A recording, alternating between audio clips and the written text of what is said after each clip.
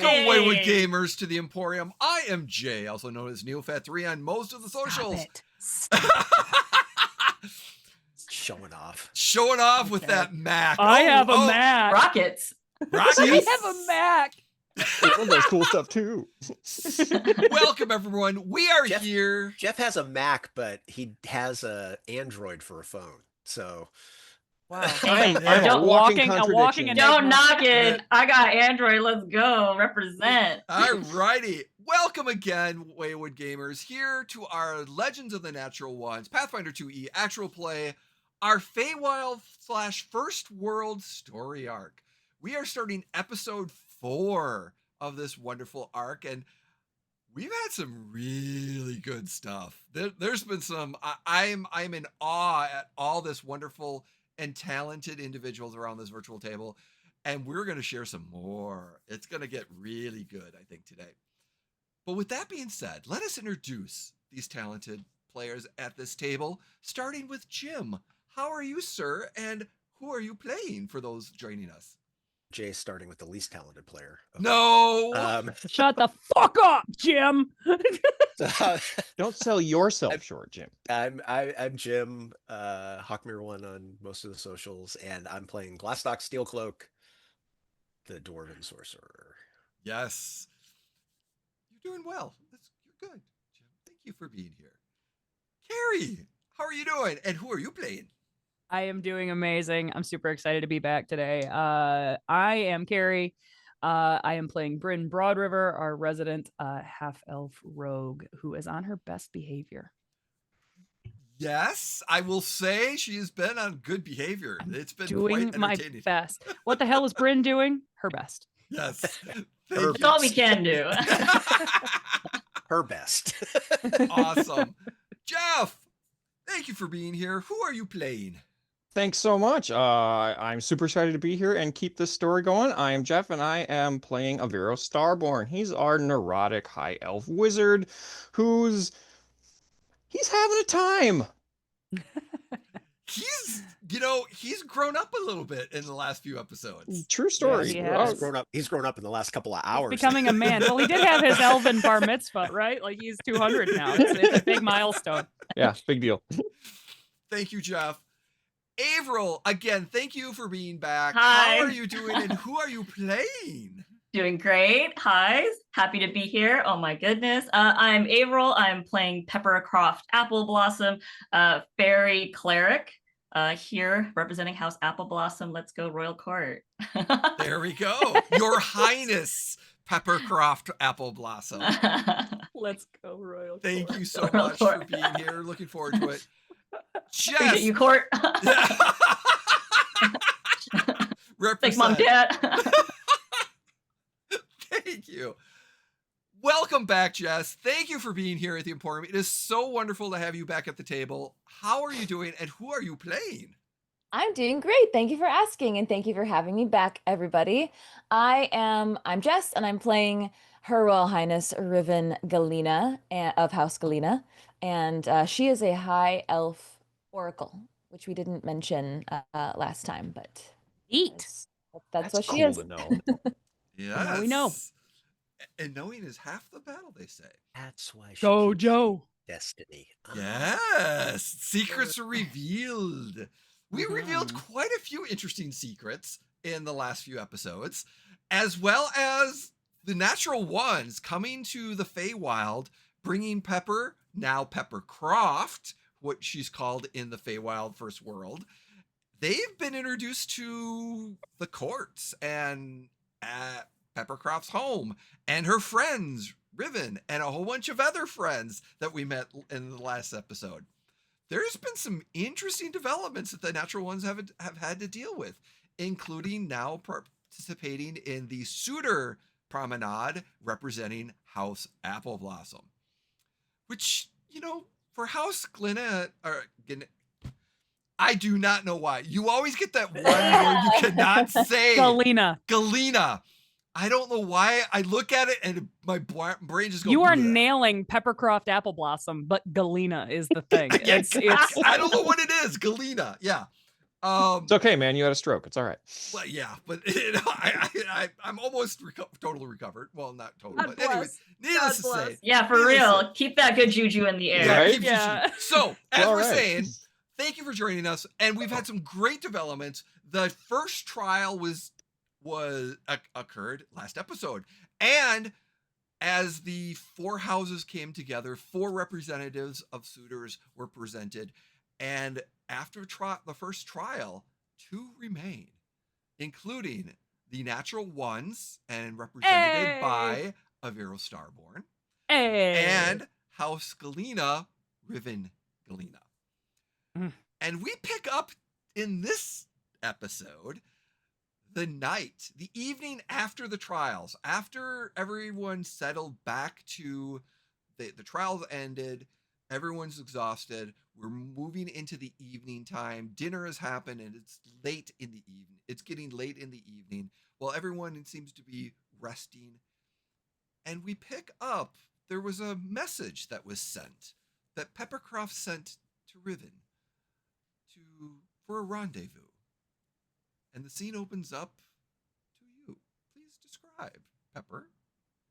Yeah, sure. Getting right into it. So PepperCroft go to the room after the whole trials. She goes to her room, tells Riven like nightcap, as they do sometimes. And when I don't think I was able to describe PepperCroft's room, where she's grown up, so I'll just describe it here. But PepperCroft's room, it's quite large. It's quite large, maybe too large for a single person to kind of just be in. But once you go in, it's kind of like there are numerous apple blossoms and vines that are kind of coming out from the edges. It kind of looks like a greenhouse in its sense, but the windows can be magically frosted or not. So there is some level of privacy there. There's also there's a 4-poster bed, or like a 4-post bed, quite large, and a huge cabinet walk-in closet situation, quite magical. You can walk in and get whatever you want, whatever you need.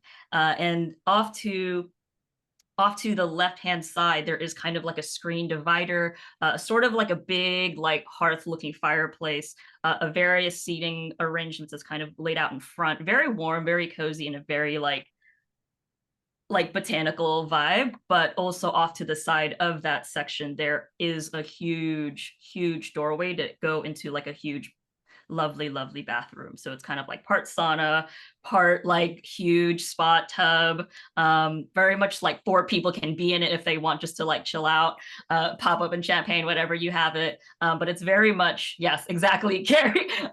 Waterfall shower. Waterfall I'm picking shower. up what you're putting down. Yes, girl. Yeah, waterfall shower, but the pressure is amazing and adjustable to be stronger or not. It's and there's also other like spouts that go from other angles, so they can get all sorts of angles all at once. But also various knickknacks of like essential oils off to the side, and also just kind of little bath salts, and very much just kind of having a really difficult, like stressful day, come here and soak it all away vibes. So that is PepperCroft's room. So PepperCroft, like Riven, do we go in this room together immediately, or you follow soon after? I think that's something I wanted to chat with you. Have a steam. Yeah. Into the steam room or into your the bedroom? Yeah, the bedroom in general. Like, do you need a moment before? No. We can start at me knocking on your door. Okay. So PepperCroft hears the knock, and she says, "Come in." Obviously, the necklace glows because your presence is nearby. Riven kind of takes a look around. Well, it looks the same in here. Yeah. PepperCroft glances over at the nightstand that's by her bed, and on top of it, Riven, you see a bioluminescent plant have it. That's been there for a while, and etched on the side, you just know. And PepperCroft says, yeah, it seems Brother Hal has been taking quite good care of it. So, seems I'm not the only one who never gave up hope that you would come back. No. So there's some separation, like some distance in terms of location, where Riven's near the door and Riven's just kind of further away, just like staring. So Riven's gonna stay where she is until, yeah, she's gonna stay where she is with the separation. So you said you wanted to talk? Yes, but can I just capture this? And she just kind of like stares, just looks. And something you do feel and understand, like it's one of those things, and maybe you've experienced a little bit too, but PepperCroft is just in a spiral of a bit of a disbelief still. And she just stares. And she's like, oh, Riven, that dress is gorgeous.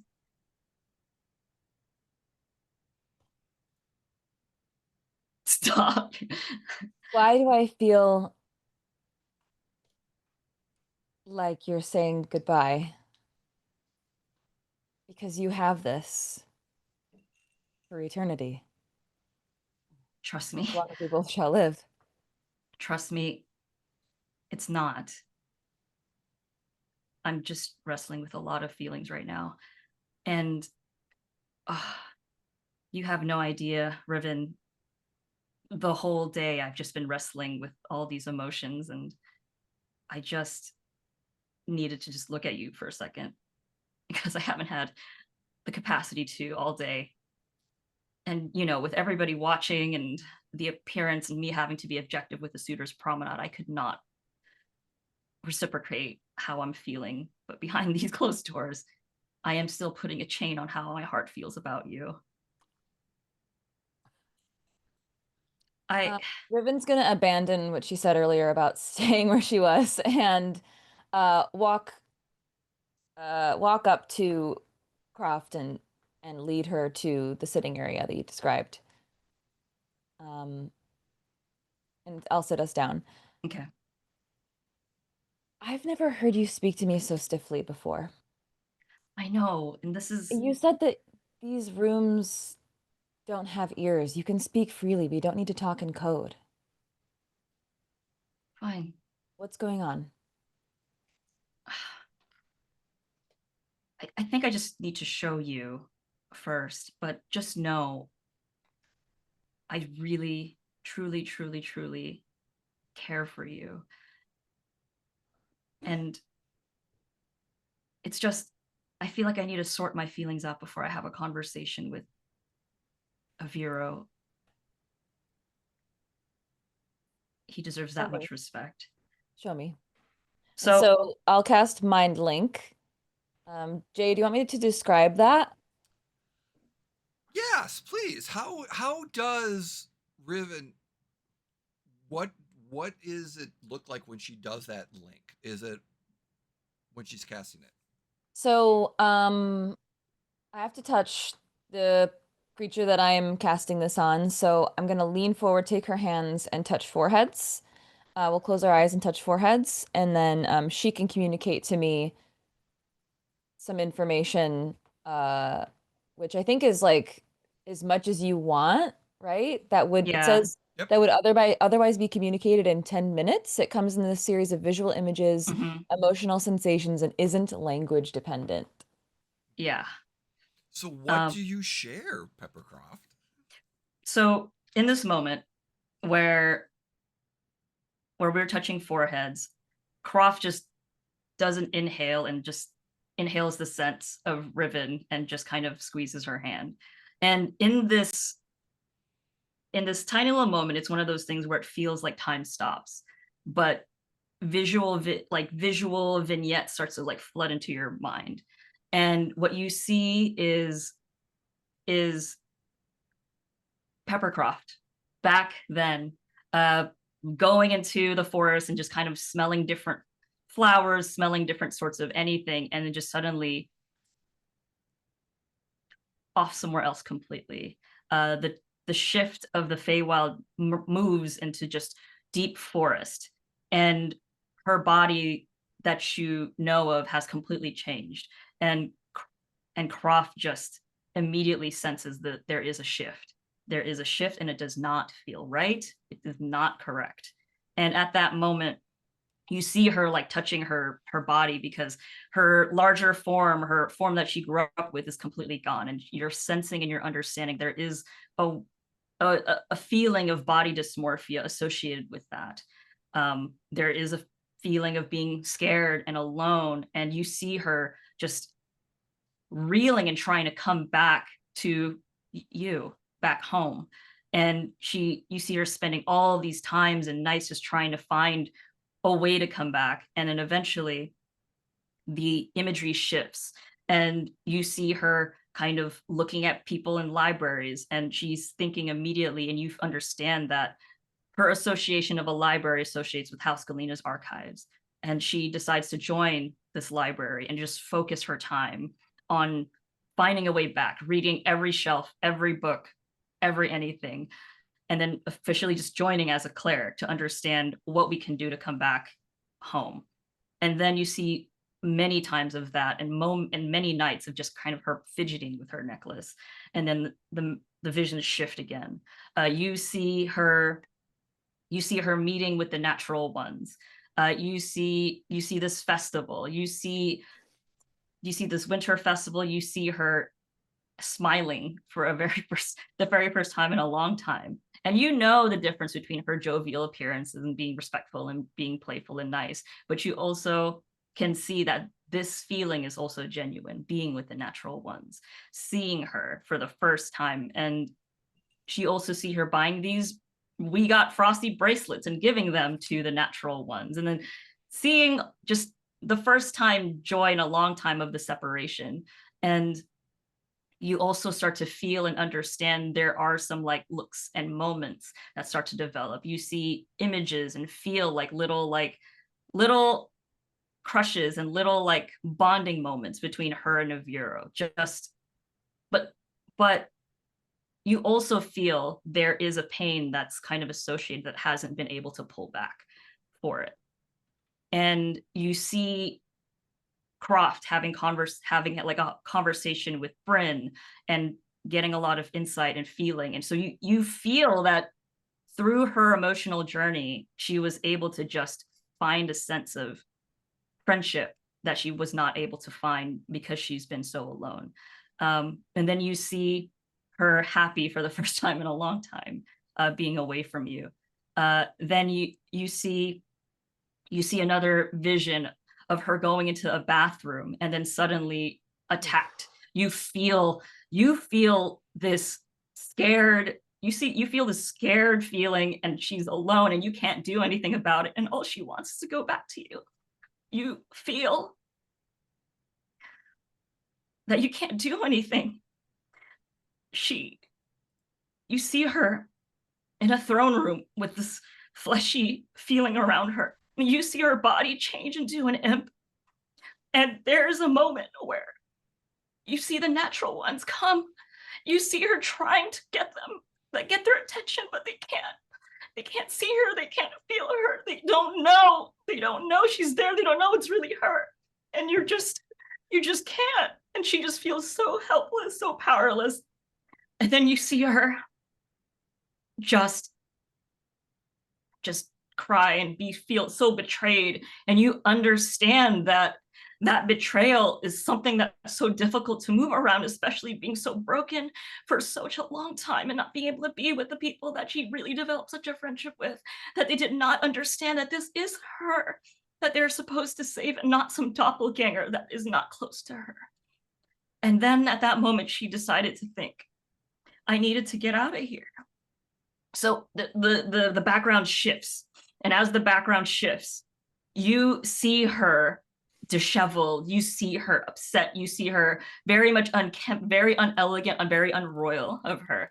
And you see her using you see her using the skills that Nox and Thane have taught her, tracking down enemies, reading the forest, like tracking and finding this doppelganger that has kind of invaded her individual private, everything about her. Just a total mimicry of who this person is. And you see her and you sense this rage that kind of goes towards you. And it is a huge turmoil of feelings. And you see her, and you've never seen her so upset before. You've never seen PepperCroft so angry. And you see a vision of just PepperCroft staring at this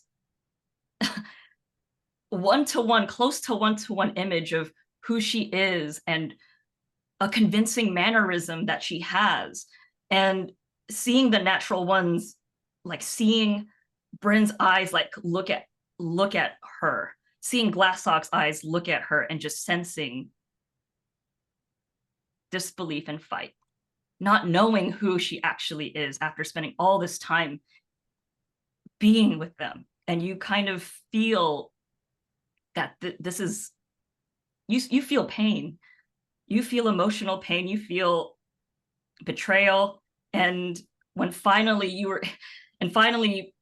you see more visions of that moment pass, and you see conversations of PepperCroft's and Aviro's correspondence towards each other about trying to find a way back to the Feywild, trying to find a way back home, trying to find a way for the natural ones to get this shard that they need in order to resurrect the good deity in the material plane. And you see and you feel and understand that PepperCroft really wants to help them as best as she can. But you also start to get the sense that you need someone in order to understand how to save a group and how to save someone. You will do anything you can to help, even if it's despite your personal feelings. And you also see a letter as well. And in this letter, it's a very elegant penmanship, so you can only assume this is Aviro's handwriting. But in this letter, you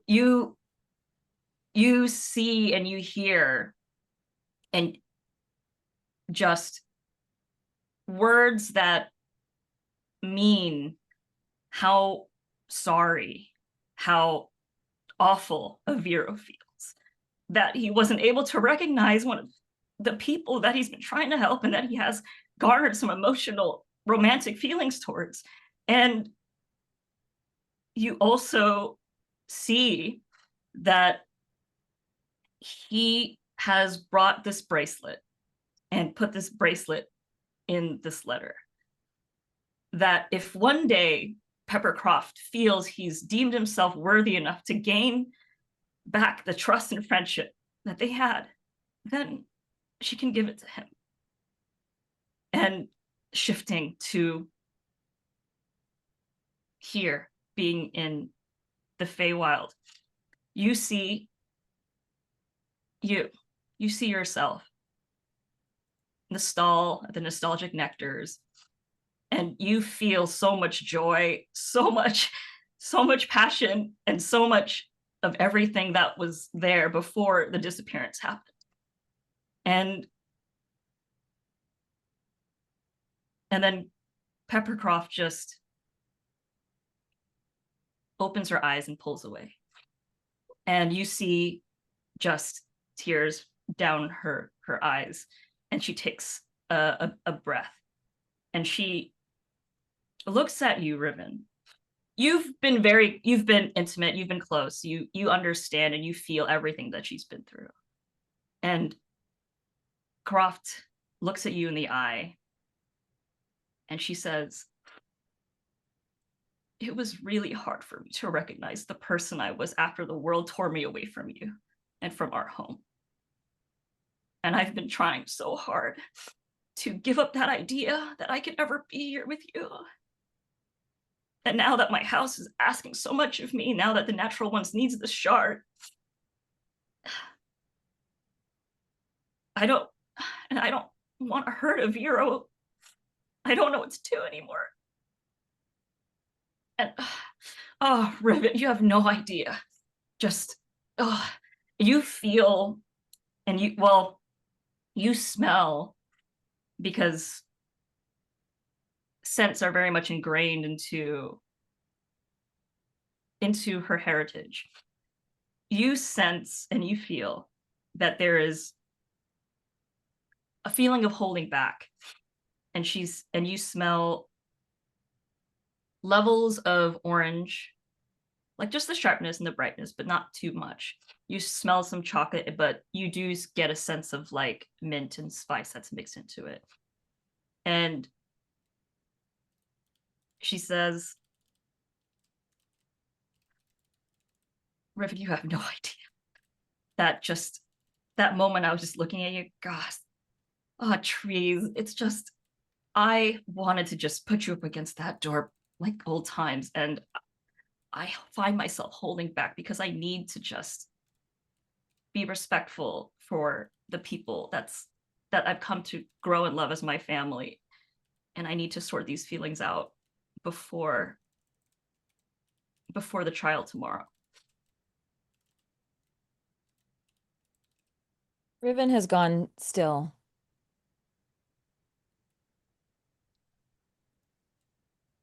Croft, you know that I thank you for sharing all of this with me. I don't think I ever would have been able to understand what you've been through had you not shown this to me. I want what's best for you. And it seems like what you're telling me is what's best for you is to help the natural ones.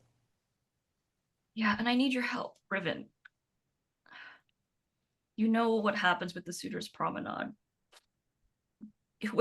Once you choose a suitor, you're able to go into the treasury and get anything from the treasury. And I'm worried that if I don't choose someone from the natural ones, they'll never be able to go home with the shard they need. But my God, Riven, all I want is you. And I don't want to keep my heart on a chain anymore.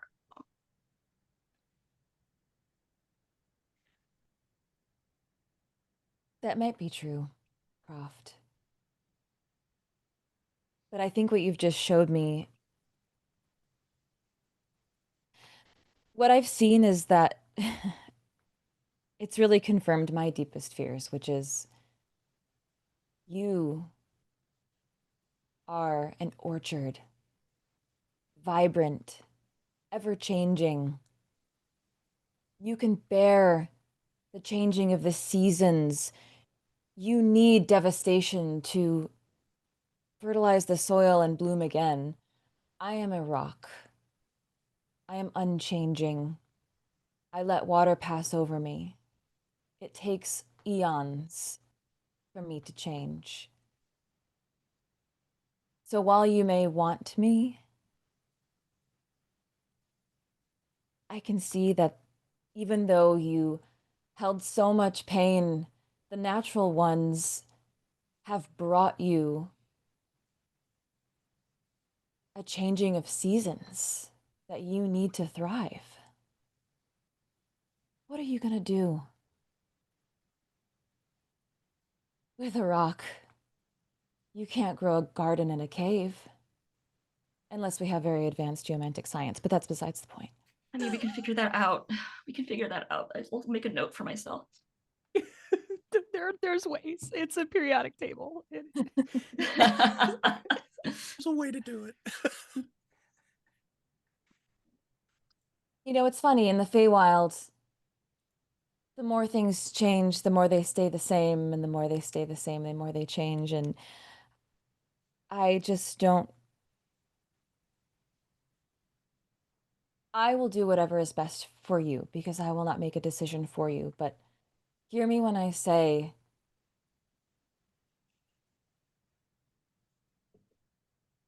perhaps the destiny that we have together is not what I once thought. And maybe it's hundreds and hundreds of years from now, but Please don't feel like you are chained to me. I'll be fine. That's not. It's not. You're not chained. You're not keeping me chained. Why would you want to be with me? I'm boring. You're not, Riven. You're What I not just boring. saw with the natural ones, you're going to festivals and getting bracelets and experiencing all of the joy and pain that comes with a life well lived. And here I am doing subterranean research. The same subterranean research for decades. But I like that, Riven. That's what I like. That's what I want. It's all I want. I just want to just stay in our, whether it's here in AppleBlossom Court or in Galena, you have great like hot springs. So I enjoy that. But I want a life of Pay for my research. hot springs? Oh, Oh, we just lost. oh, we're back. We're back. Oh, sweet. Check one, And two. now- Check one, two. Now Jeff, is Riven. Jeff gets to play Check Riven. one, two. Go. And Check one, two. Okay. Sorry. I'm so sorry. God, I interrupted that unfortunate. Real wonderful nice, thing. Jeff. it's okay. Or it's fine. So just shift the boxes real quick. I will shift the box. You Sorry keep about that. going, and I'm going to shift the boxes. How about So, do it? Croft, we still have one more trial. What do you want to do? I know what I want, and that is you. I just need you to help me. And this can only happen if I have your help. What do you need me to do? I really care for the natural ones, and I really need them to go back home with the shard. And your speech only solidified what I've wanted and hoped for. I know that our term together for the court is going beyond our borders. Thinking beyond our borders, not just thinking about what's here in the world and helping the world that we have always been doing, but also Croft, pushing to stop. the material plane. Croft, stop! I don't Yeah. want you to be a politician anymore. Just tell me what you want. I want to be selfish. I want to Tell me what you want. Stop. Tell me what you want. we have to, when I choose you, I want you to gift the shard to the Done. natural ones. That's Done. it. Done. Just like that. And this is why I need a rock. Well, I think that you are so powerful, Croft, that you have cracked this rock wide open. And all that's inside is a diamond, and that's all I want for you. I just want to give you what you want. And if that's what you want, the natural ones will have the shard. The Feywild has its own rules, so they will still need to prove themselves in the trials. Of course. If I have any power over the outcome, they will have it. You feel Croft immediately just like pull you in for an embrace and just like squeezes you tight. Do you want to end this conversation in the steam room? Maybe tomorrow night, but we have a lot of catching up to do, and I am a cleric, so what I am really great at is worship. So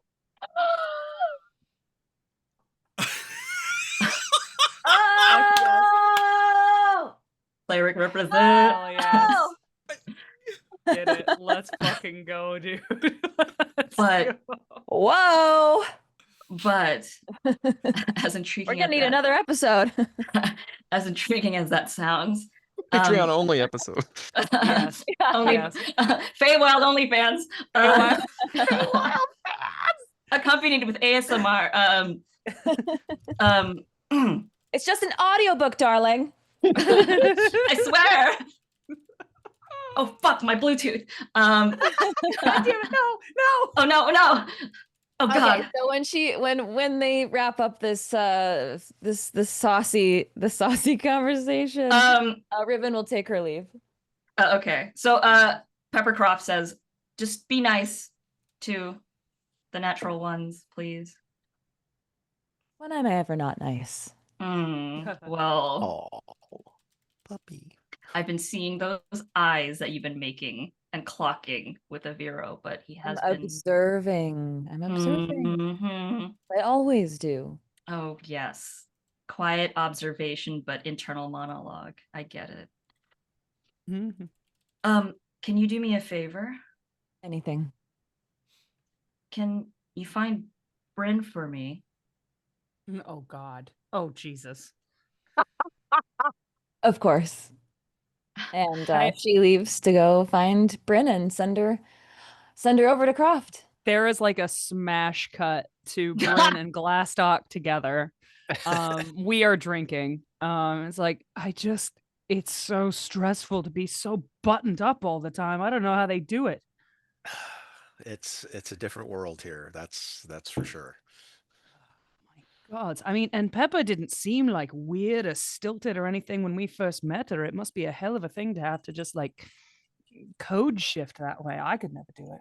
Oh, well, I mean, she's obviously been away from here for quite some time, at least in our time, you know. And she's been through a lot recently. You know, I know. her emotional state is precarious at best. I have a So- question. So, are we drinking in a public place? Are there public places to drink and get rowdy without getting violent, and all all the fun So- parts of rowdy, but rowdy still? I would say you are at the House AppleBlossom in an outside court area or like a lounge or like Okay. one of the rooms that you and there's free flowing alcohol there for you. Amazing. Oh, okay. I was gonna say Waterfalls were- of alcohol. Yes, we're- obviously. It's like a fondue champagne fountain, but font. with Shower of and alcohol. bourbon. Yeah, I it's- love it's- it. It's April's world, y'all. Like, Yeah. Oh, there's yeah. gonna be Your world, we're I- just living it. wine waterfall, like I was Cocktails. thinking more Vodka. like we were Ugh. outside somewhere, kind of like overlooking the Oh, garden yeah. area. Oh, that's perfect. Like And we leaning had on just- we yeah. lean on a wall? Yeah. And we had just like acquired a couple of bottles of something, Something. and we don't even have glasses. We're literally No. just straight from the bottle and just Sure. passing them back and forth and stuff. Yeah, Amazing. perfect. Because that's what Brynn and Glastoc would Now it's do. time for a comically large bottle of Diet Coke. And I just kind of shrug and I'm like, I know she has. This has to be very difficult. I mean, I know at least at one time she had feelings for Aviro, but she's been making eyes at that the girl, Riven. She's been making eyes at her since we got here. Well, yeah, there's obviously a past there that that's, and I'll leave it at I mean, that. they were a thing, right? Can we acknowledge that? yeah, They that would clearly be- were a thing. That would be my assumption. And, Yes. Okay. and then even with, the others, the four of them were obviously close. A couple of them were probably closer than, most, but, and even for them, I mean, It is picture- invaluable. It is invaluable to have somebody who knows everything about you.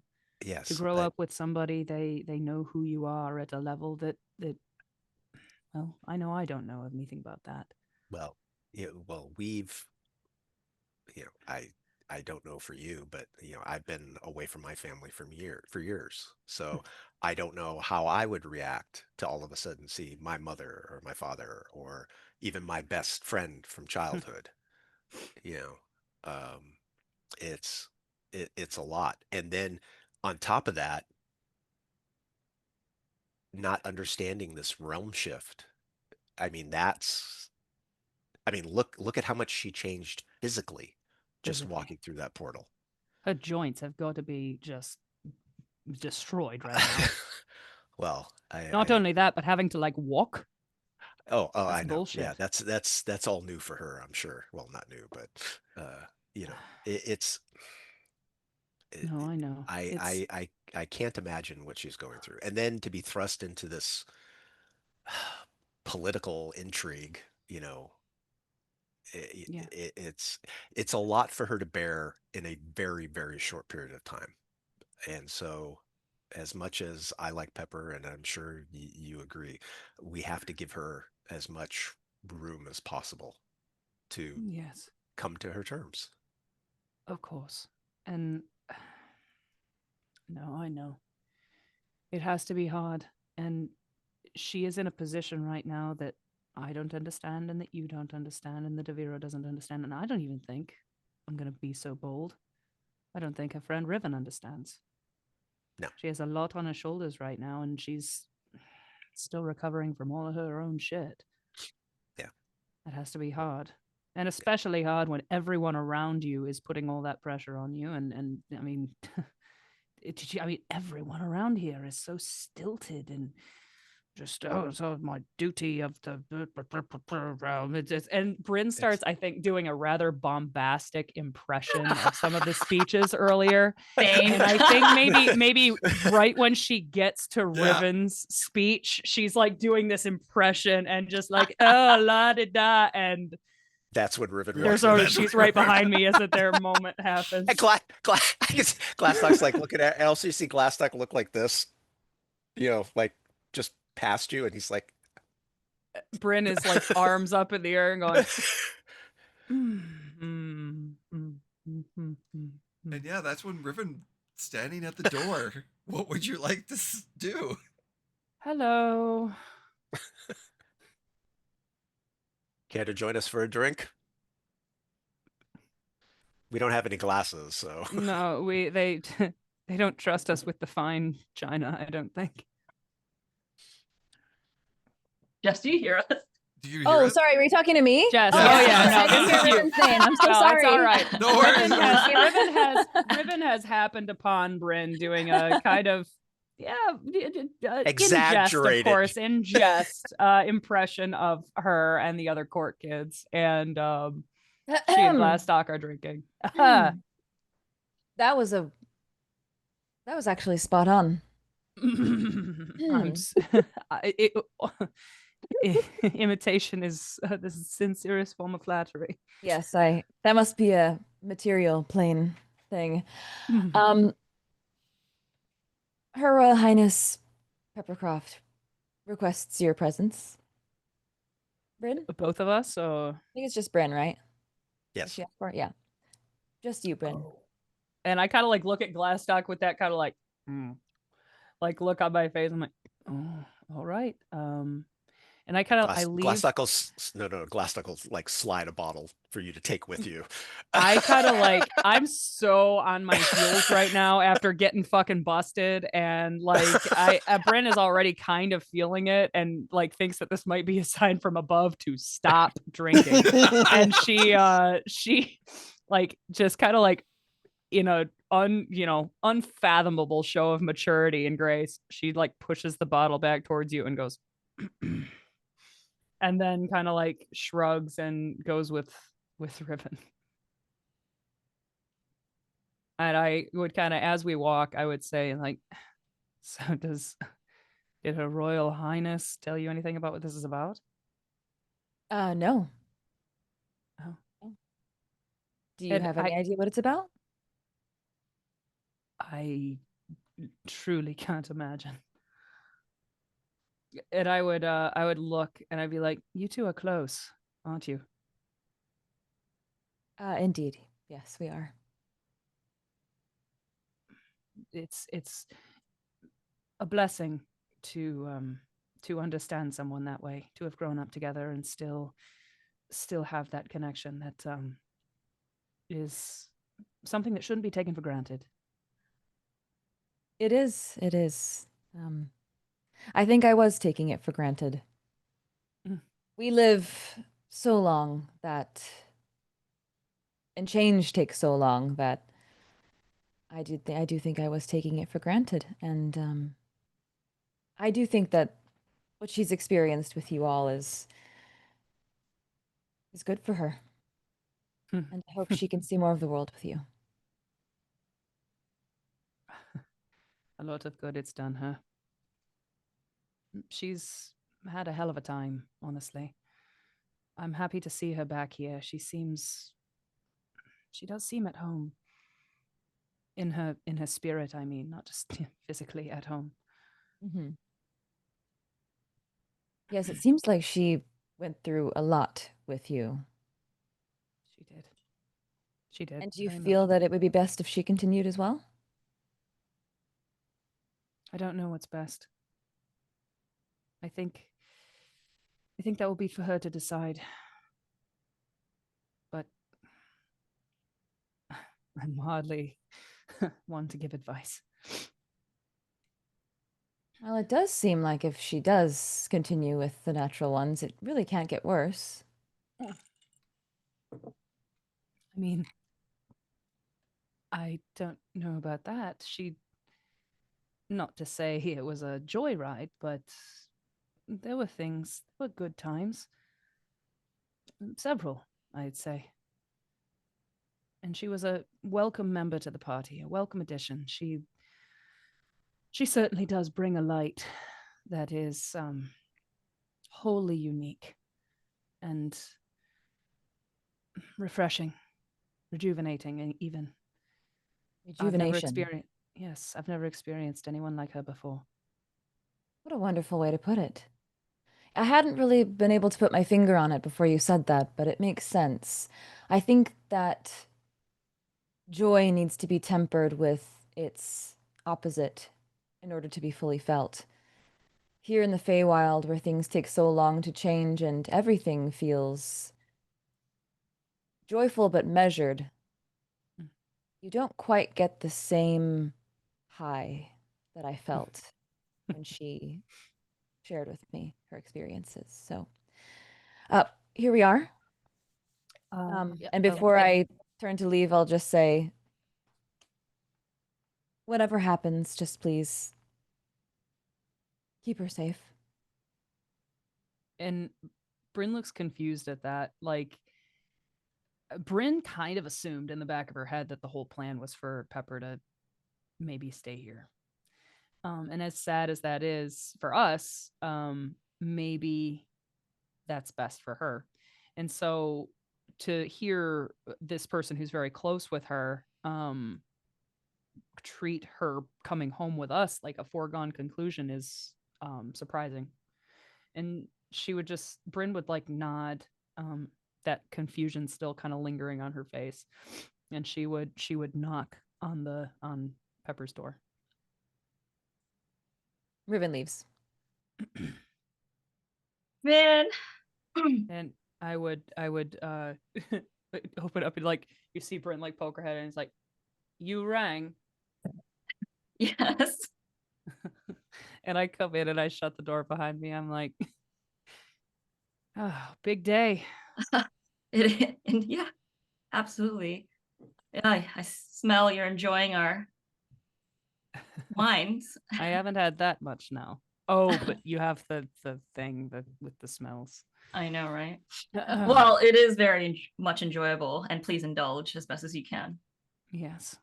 I have to say, I haven't had a hangover since I've been here. It must be something special. Oh, yeah. AppleBlossom Clan developed this, we call it Nightcap, and it is that green hangover cure that's been a family generational. Oh, that was the little shots of stuff sitting on the tables. Oh, yes. It tastes like juice, but it's not. I thought it was juice. I probably had entirely too much. Oh, well. That's why I don't have a hangover. Maybe I'll never have one again. That's one of House AppleBlossom's greatest. That's one of House AppleBlossom's greatest achievements. Yes. Does Brynn notice that Pepper has maybe been crying? or that she has at least shed tears tonight, like her face looks drawn. Her eyes for sure look a little puffy and a little like glossy, like on her eyelashes, because she has very hot, thick eyelashes. And I think Brynn is sitting. She sits somewhere. She doesn't. The pomp and circumstance. I think Brynn has no trouble turning it off. Like, so I think she just sits wherever there's a spot to sit and just kind of like leans forward, like her hands on her knees, or her elbows on her knees rather, and just says, "How are you?"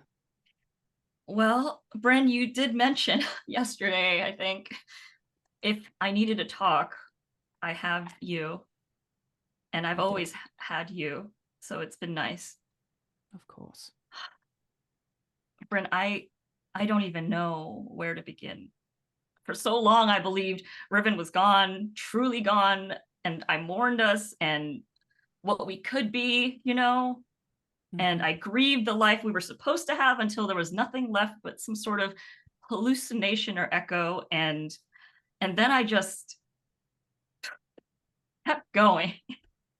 I survived your plane and buried myself in work and the archives. And then I found you and the natural ones. And you all became my family, Brynn, my true friends. And I built something real with you and everyone. And now, she looks around. Now when my house is demanding I step up, when your world needs this shard, and when I finally found some sort of peace, and Croft looks at the door and she's back. Riven. It's just, love of my life is standing right in front of me, and all these feelings come flooding back in, but it's brought back this whole torrent of emotions. A flood I thought was gone forever at some point. And all of this joy is there. Oh God, trust me, it's there. But there's also an accompaniment of this gut-wrenching terror, because I know I'm about to hurt Aviro's heart. I'm about to fail the best friend I've ever had, and I just don't know how to live with that, Brynn. Aviro has been that person who has been there for me through everything, and I thought of just hurting him. Oh God, trees. And I've been in such agony the last few days because I had to keep a chain on my heart and trying not to let it soar because of everything I owe here. And I see it, Brynn. I see it. I see how my reserved demeanor and my guardness is hurting Riven too. And I can feel her flinch. And I don't like that. I don't like how I have to hold that in and just... right. And that's just another brutal twist of everything else that's going on here. Pepper, you people of this world, you have a gift and a curse. And they are one and the same. You live very long, nigh eternal lives. And I think sometimes because of that, it makes it easy to think that what you do is forever.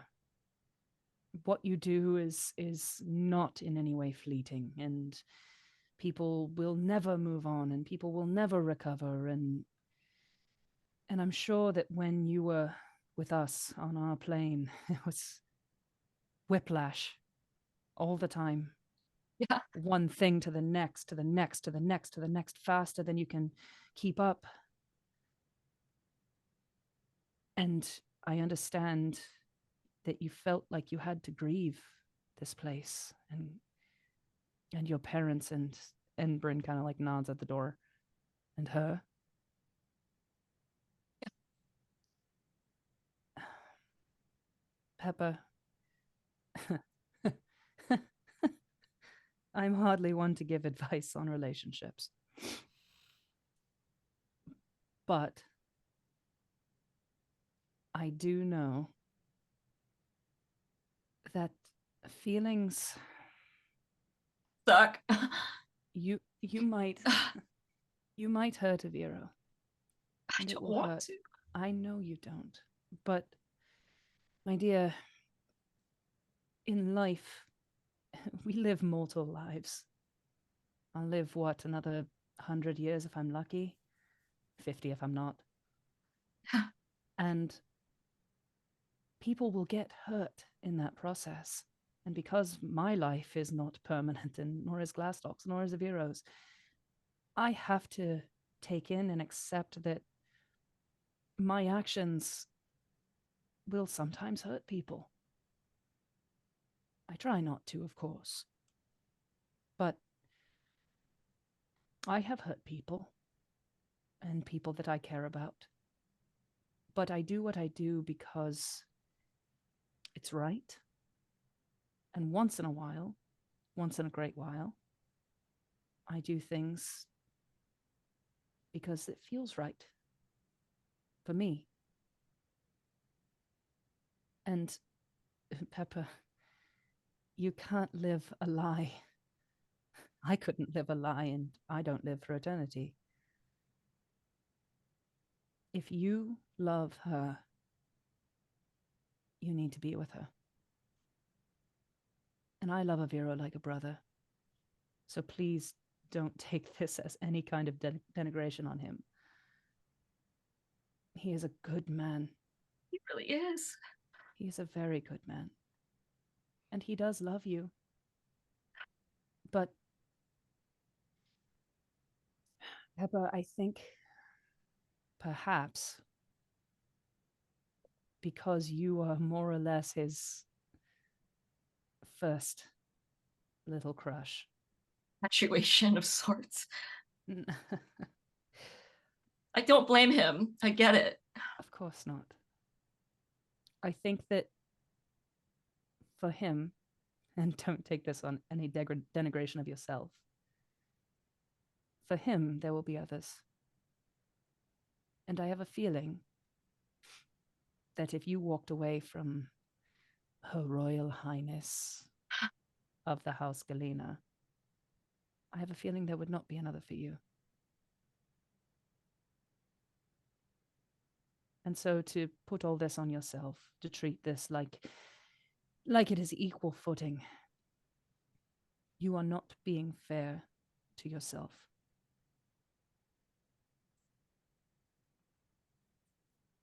But what the hell do I know? Aviro's right, though. You should give yourself more credit.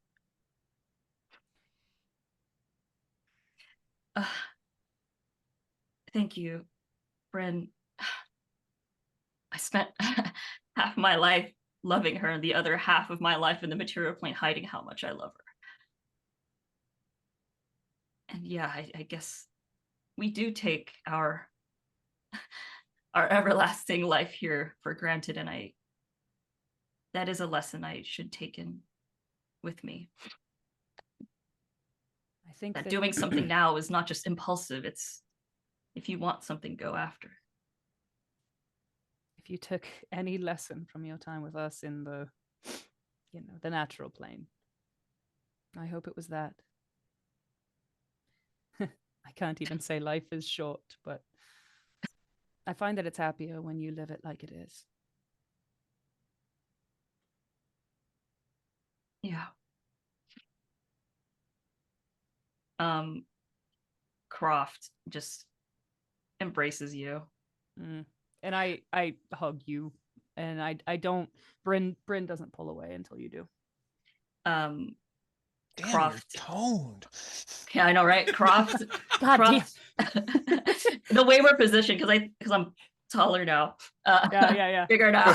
Croft. Yeah, right. Croft says, "Oh, I'm so sorry," and like shoves a titty off to her left, and like, moves your face into like a different section. Yeah, right. It's like okay, I know they're glorious, but Didn't have to deal with those before. Wow. yeah. Thank you so much, Brynn. You're right. You're very welcome. And I kind of stand up, and I I think Brynn has helped herself to anything like on the like any alcohol that Pepper has lying around. Oh, And yeah. she goes, can I take this?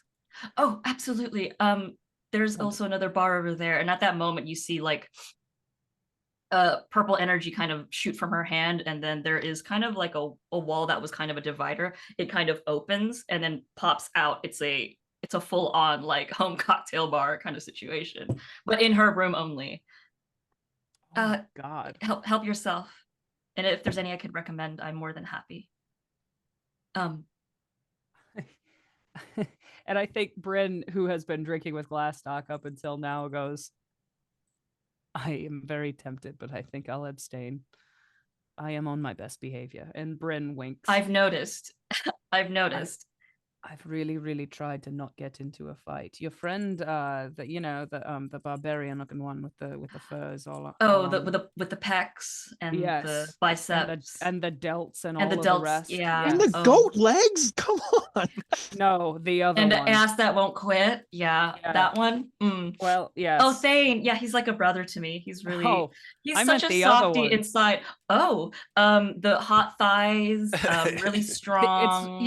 It's very tough to distinguish by calling someone hot here. It's not exactly a disqualifier, but what I am do you going mean? to say, Goat legs. they got to anyway. They just got a little aggressive at dinner time, and then they packed their bags because they came in third. Yes. But even though the standings are third, I will agree with Knox. I do pick the second. Oh my God, that's adorable. And Brynn nods and is like, "Are you going to be okay?" I'll be fine. I'll just make a cocktail. That's my best medicine. If you need anything else, you know where I am. Will do. Thank you so much, Brynn. And Brynn would kind of like, not as sarcastically as you might expect, but she would like bow to you and be like, and Your Highness. PepperCroft does the exaggerated acknowledgement. And Brynn would leave. And PepperCroft goes to her little area and makes herself a Negroni. Hell yeah! Let's go. Perfect. The evening, everyone kind of eventually subsides into their rooms. It's a little out of, because even though Riven, you're staying in the house of AppleBlossom, or do you go back to the house of Galena? She should be here. She has her room because of the relationship they've had. It's kind of yeah. So you go back to everyone goes kind of back to their rooms. The evening subsides. The camera kind of like shows everyone getting into their appropriate beds and goes to sleep. And then the sun comes up in the morning, and you see people coming down for breakfast, and there's this big buffet of breakfast. And it's more or less, is everyone coming down? Is anyone coming down early, or is anyone coming down late for breakfast? I think I would come down early unintentionally because Brynn does not have a hangover and got a good night's sleep, which both are very rare. And so all of a sudden, it's like freaking 8 a.m. and she's like, I am ready. Morning, Brynn. She comes down and is like, Aviro, you're up early. Not really.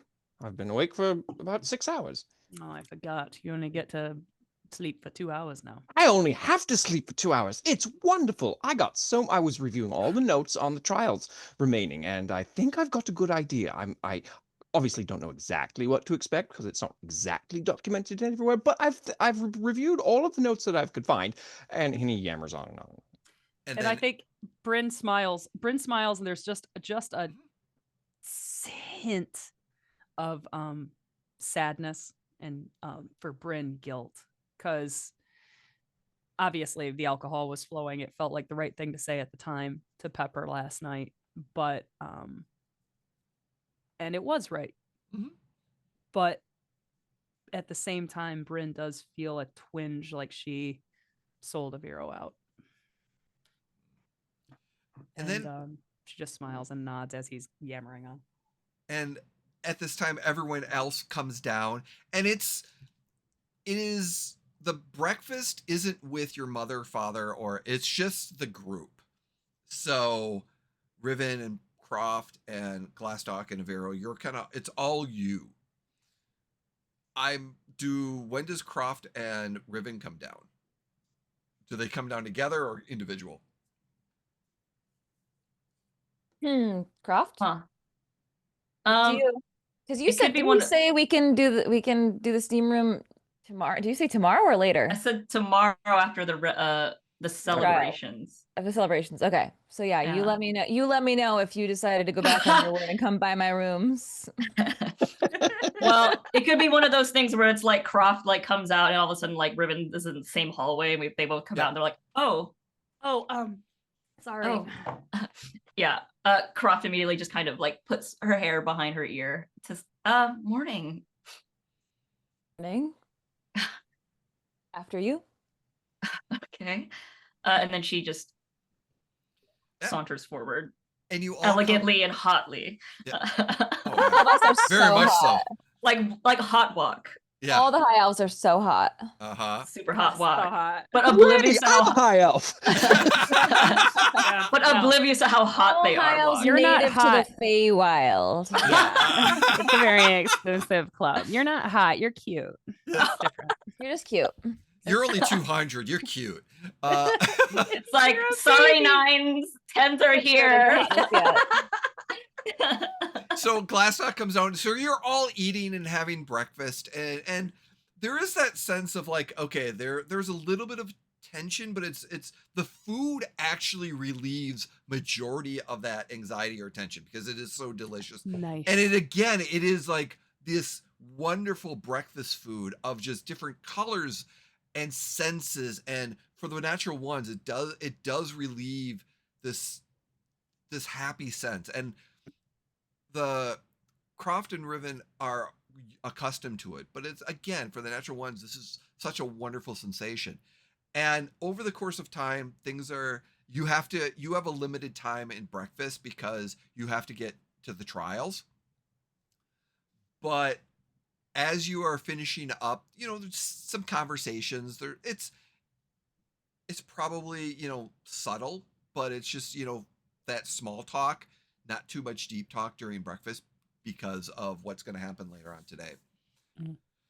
But as the brother comes in, he's like, he's like, leaving for the trials in 15 minutes. Please be ready to dressed and prepared. Thank you, Brother Hal. Excuse Anytime. me. Yes. Prepared. It would help us to know if we knew what we were preparing for. You Dress, your courtly dress. Courtly dress. So we're not no like combat or No. It's okay. Terrific. Courtly dress. Okay. I mean, Great. I can Brynn. wear my cape. Oh, good. Waiting for this. Perfect. But it's a hot Wear a cape. cape's everything. And different. It's different. I get the sense that Riven is standing at the entrance out as Aviro gets up and is about to walk out of the breakfast room. And if Riven, is there anything you want to? Aviro, might I have a word with you? Oh my god. He looks startled, and of course, Your Highness, Majesty, Grace. What's the proper honorific? I'm so sorry. Your Highness is perfect. Highness, absolutely. Here, now. I'll keep him in the breakfast room. Everyone kind of leaves. Please. Yeah. And as everyone piles out, Well, don't look so nervous. I am the heir apparent, but it's sort of my natural state. Oh, you're always nervous. So I just wanted to talk to you before the final trial begins. I just want you to know that whatever happens, I would like to assist you and the natural ones with your objective. And you get the sense that she's speaking in code because, again, in the Feywild, you don't really want to like talk exactly about what you're saying because it can get misconstrued and carried on. And she doesn't quite know how upfront you guys are about what you want. So Aviro hears this and replies with, "You want to help us accomplish our objective.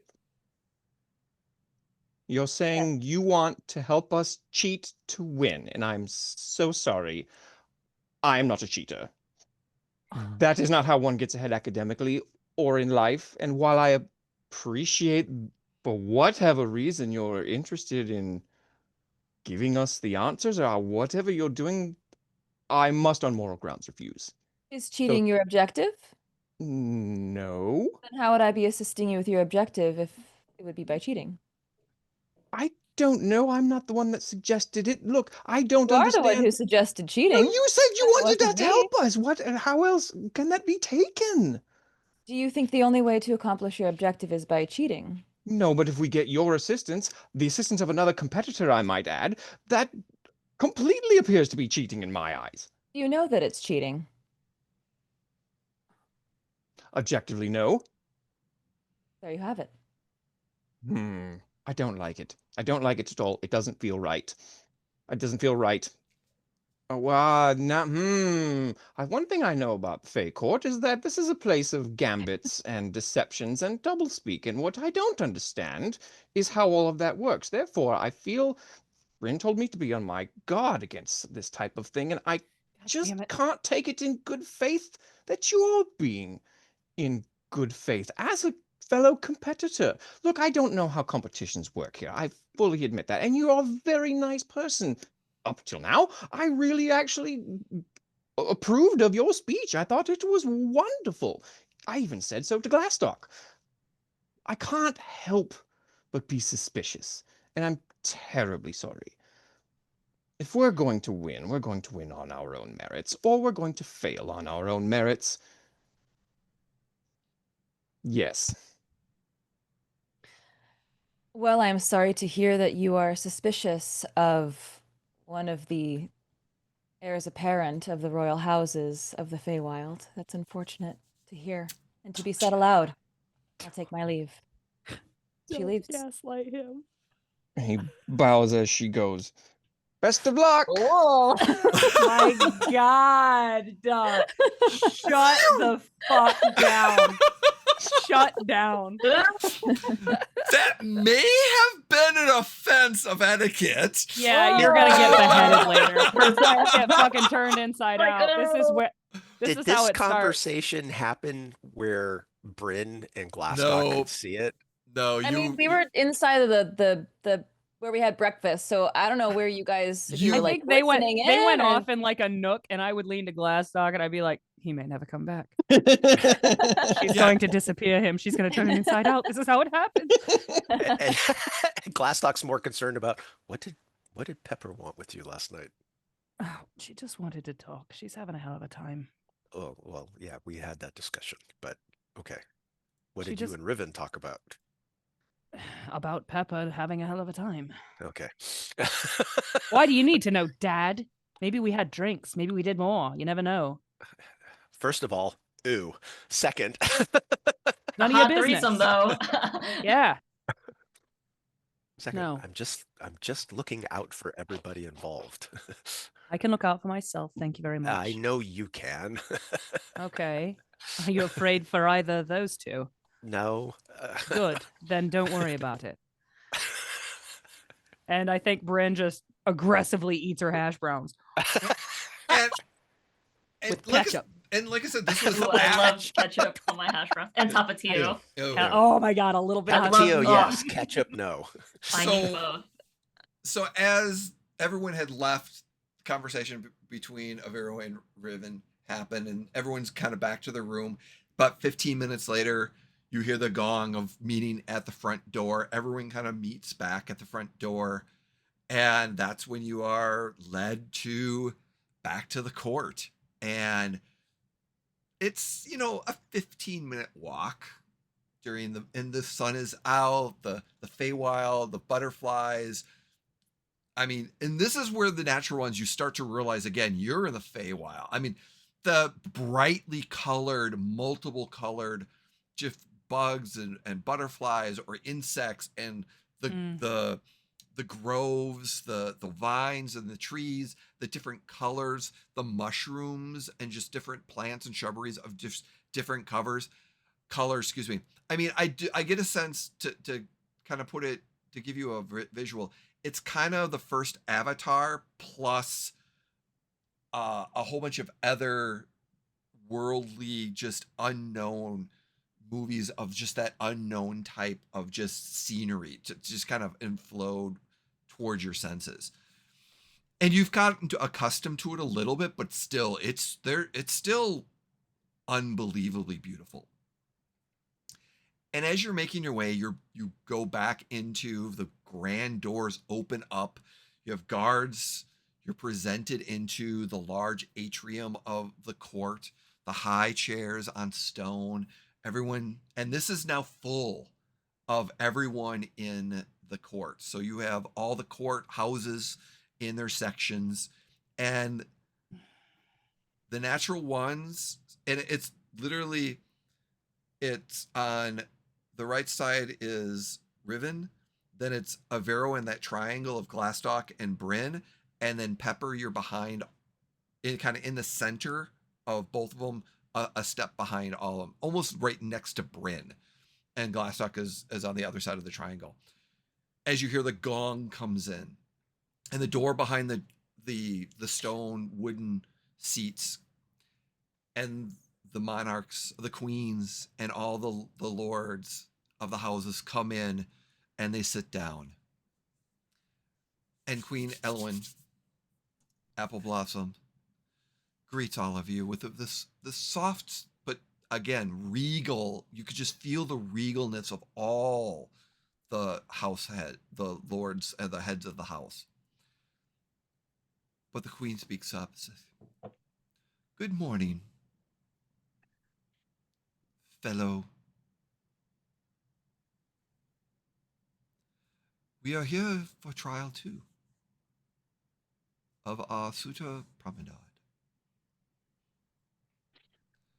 We recognize Riven Galena of House Galena, the natural ones of House AppleBlossom. Both of you will be a simple test, simple trial. Mind you, this is a trial of choice.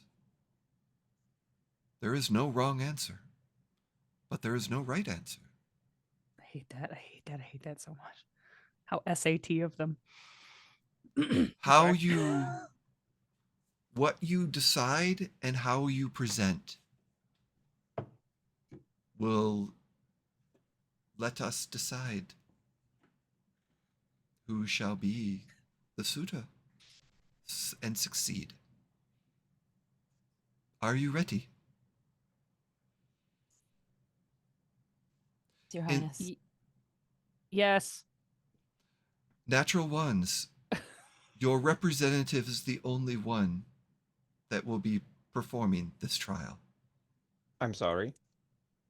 Aviro Starborn, Yes. you are the representative of the natural ones and House AppleBlossom, correct? He squeaks. Yes.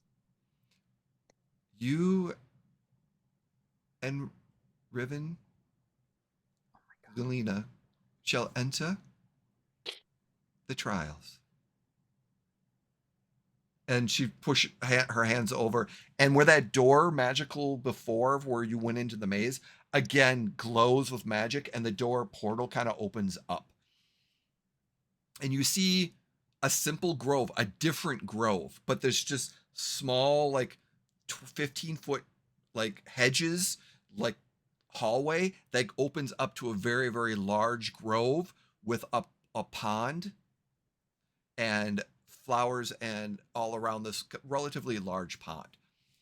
and there's like a lily in the center, and she just motions, and you can see this, and she's like, the trial begins. I come up and I put both my hands on Aviro's shoulders and I like whisper in his ear. I'm like, I'm not. Listen, hey, I'm not squeezing you. You're just being sensitive. Listen, whatever you do, don't let her trick you into anything. Just, she's gonna try to get into your head. Don't let her get into your head. Trust her. She already tried this morning. Oh, I'm on it. all right. Well, keep on keeping on. That is the most confident I'm on it Brynn has ever heard out of Aviro's mouth. Yes. And so she pats him on both of his shoulders and be like, "You got this." And sorry, Jay, one more time. Yes. You said that it's a grove that's different from what we've seen before, but there's a singular pot with a lily in it. So it's more of a small pond, I would say Pond, this sorry, a not pond. pot. Okay. Pot. So it's a with pond. singular lily. Yeah. Okay. So there's I would probably say about a 30-foot by 30-foot pond, and in the center there's a 5-foot tall lily, or wide lily that's laying on top of multiple colors, and then like I said, there's a walkway around this, like a dirt walkway around this pond, and then you've got within the grove all the trees and stuff like that. But it's about a 15-foot hallway of high bushes and hedges before you get to the pond after you walk through. And once you've decided to walk through, you can't, the portal kind of mystifies a little bit, and that rain, and you can't see anyone from the court. So you will be by yourself when you enter the grove. Aviro, after Brynn kind of releases him, he immediately spins to Glastoc and says, "Guidance! Guidance!" Glastoc casts guidance on him. Okay. I was going to do it anyway, but Guidance works. I need a roll. Oh, it turns him fucking green. We got I some need fey a magic roll. here. This Wild would be magic. cheating. Maybe using magic in a trial. It Ah. would. There's no they've rules never against said, it. They There's never never said that been- magic was. I That's thought why you- I clarified that yesterday. Oh, I thought you said you can't use arcane magic. It's not arcane. Glastoc's a divine caster. Oh, gotcha. Okay, so you Okay, can so use is you can use PepperCroft. a divine spell to help you in the trials. I mean, it may or may. I'm gonna say you Make a ruling, Jay. see. Here's the thing. Technically, it is against the rules. Oh, then Aviro would not have asked. Then Aviro would No, not have it seems asked. like it. No, I'm just playing. Don't do it. Yeah, Don't do it it. would Yeah, be do it. technically against the rules to use magic to amplify yourself during Okay, the trials. Jeff, the player, thought it was just so. Got it. As Aviro is walking away, Brynn leads to Glastoc and goes, "There he goes. A boy is growing up." Got this. He does. And as he says that, Glastoc takes a drink. I reach over for his mug. As you do that, one of the lords on the far from House Ashwood just kind of gets this eye up, like just kind of in this. I look over and Wow. like, "We're not participating." And that's when you feel that look of you just spoke out of turn. Okay. Don't do And it for again. you, like you forgot your place that you're in. We're still in court. I did forget my place. I forgot. Fuck. But as Aviro and Riven walk through, you walk into this grove and you sense there's, like I said, this peace. This is a peaceful grove. Riven, you know this is the grove of the ancients. You've heard about this. You've probably been here once before. When you're a child, you're brought here. But this is the grove of the ancients. And as both of you walk in, suddenly As we're walking, yes. as we're walking in, Aviro does want to look over at Riven and say, "Best of luck, Your Highness." Good luck to you too. And as you get to the edge of where this, and you'll notice that in the pond, as well as on certain, there's like stones. And as you get there, the stones light up with like runes. And on different locations throughout the pond, surrounding it as well as interior, like in the water. They just kind of light up a little bit as it just kind of, and it goes from the bottom to top, and they're different colors. And then as it's going, it's almost as a mist. As it gets to the top, a mist comes out.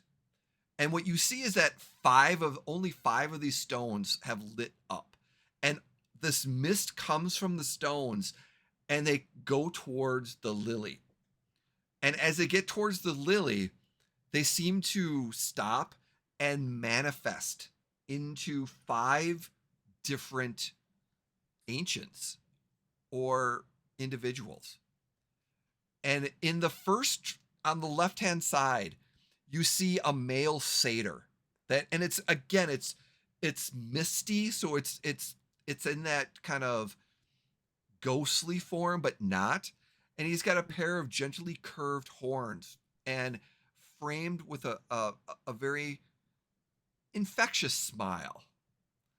And just he has a pan flute that's close to him and it looks like ghosts. I mean, they look apparitionist a little bit.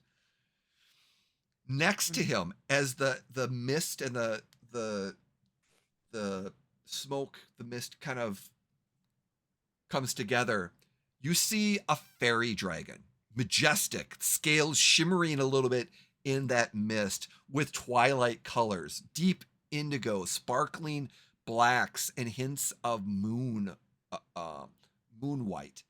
And it, like I said, it's just this kind of, but you see that his eyes have been like there for millennia. The next, in the center, you see this serious fey elf looking, very striking silverish hair within that ghostly. And it forms a moonlight like a waterfall. And her gaze upon you feels very direct and thoughtful. And she carries herself with an air of poise and like eternal diligence. It's just that firm stoic. Next to her, there is another female elf, very whimsical. And she's got a purplish hair color. Cool. And she's just a very commercial vibe. She's that spark that shifts a little bit.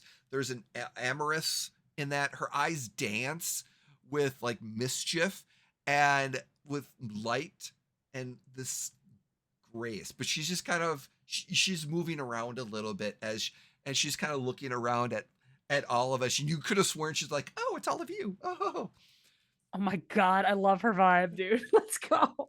And then on the end, the mist and the smoke apparates into a stout gnome, majestic. He's kind of bearded, braided, the color of copper, stout. He's got like arcanic dust that seems to be shimmering on some of his areas. His large nose is just kind of perched there he's got magnifying glasses that kind of twinge. And he's got this look of curiosity as he's kind of looking all at you going, ooh, what do you have here? Ooh. And he kind of leans over.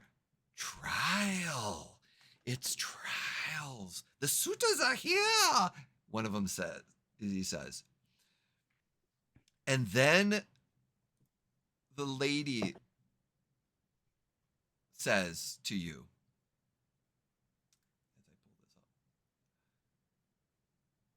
welcome, suitors.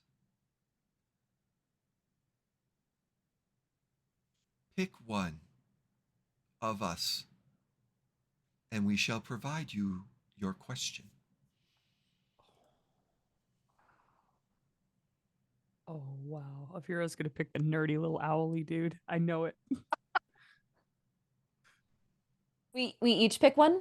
And it'll be a different question? It just says pick one and the answer, the question shall be given. Aviro motions to Her Highness. By all means, Your Highness. Sorry, this is me saying, Yes. Riven would not say, Riven is so sure of herself. Just let Jess get there too. So we got the satyr, the fairy dragon, the very elegant fey female, you have the mischievous fey female, and The then fun one. you have the gnome, curious gnome. I pick the mischievous elf because it Yes. reminds me of the Croft that I knew before she was taken from me, and that the Croft that I saw when she showed me in her mind. Excellent. And as the mischievous one goes, and she looks over at them, and she picked me. Yes.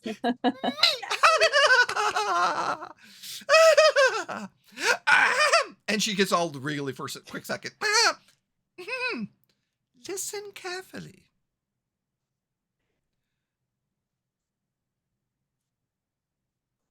On one side, and you actually see an image on the water. The Grand Archmage, who is 400 years and a great advisor. And then her hand goes to the right. The other, a 6-year-old apprentice who has been identified by the oracles to have the highest magical potential in a millennium, prophesized to usher in a golden age of peace. The Archmage has been working on a project for the court for its future. A boulder, a golem, is falling. You must choose one to save. Who do you save? The dilemma. You choose the child to save, the Archmage will die, and lost ancient knowledge and a great advisor to the court. But if you save the child, who might save the world later, if you choose the Archmage, the child will die. Innocent. He is unknown potential, lost, who one day could save the world. Who do you save? Is this question just for Riven, or is it for both of us? Riven, it is presented to you. Okay. And can Aviro hear this? Yes, Is all of he you can. present Yep, for you it? can hear. Yep, you can hear it. Okay. But she directs, because you chose. She directs the question to you, Riven, of Galandria. Choose, and why? And can you remind me one more time how they described the obstacle that was going to kill one of them? It is like a giant boulder or golem, a boulder made of a golem that's falling down. What's a golem? Like a stone creature, like a stone, Okay, like okay. it's a mystical boulder, a mystical like a rock. Golem, like Golem. Yeah, golem. So it's like it's a Like a large gargoyle. An animated creature. Yeah, it's magical. It cannot be It cannot be destroyed. It cannot be, and the only thing is that is that you might be able to deflect it from one or the other. One of these guys is going to die. And you have to choose which one. How do you want to deflect this falling boulder? Who would you choose to save? And why? I respond to the pink-haired Fae, and I say, may I offer a third choice? Your answer. I would target the stone itself and destroy it instead of deflecting it. As someone who has spent their lifetime underground, I know the stone and I know these creatures, and I would stop the stone altogether.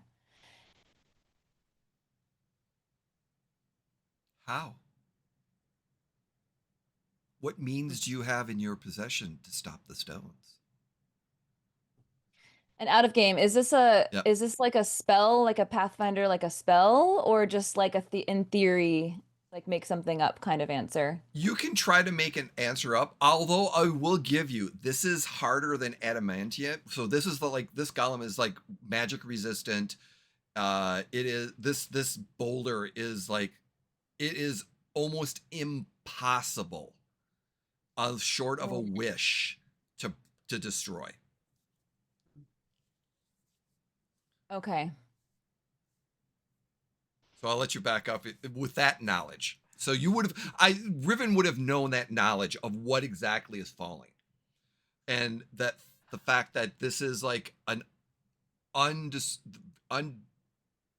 indestructible type of magical stone that is falling at them, and to try to destroy it, it's not impossible, but it is like, how would you go about it with the means that you have? Okay. So trying to find a third option would be nearly impossible. Not necessarily. It literally is, if you had a third option of destroying it, but then like looking at your knowledge, since you are in that, there is a possibility of a stronger, like, not to give you suggestions or anything like that, but there would be a possibility to destroy it if you had something equally powerful to destroy it. Well, I'm looking at my spell sheet here and I don't know what I'm looking at, so I'm gonna. But I will add this. Choose. I will add this. You know that within the Fae, you can manifest things. And this is a hypothetical situation.